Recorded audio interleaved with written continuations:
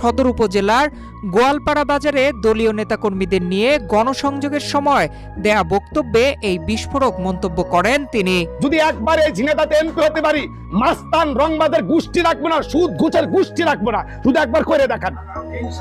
বেয়াদবি নিয়ে না, ক্ষমা চাই, বেয়াদবি না, একবার সুযোগ দেন, একবার 54 বছর লাগবে না, একবার।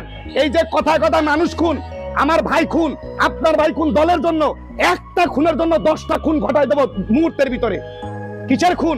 এই খুনাখুনি বন্ধ করতে হলে একমাত্র ইসলামের প্রয়োজন। এটা আমরা বলে করি যে হুজুরা পারবে না, পারে কি পারে না একবার দেন।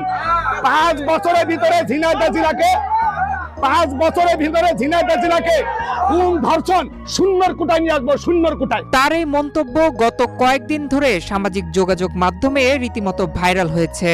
এতে সাধারণ মানুষের মধ্যে দেখা দেয় নানা প্রতিক্রিয়া।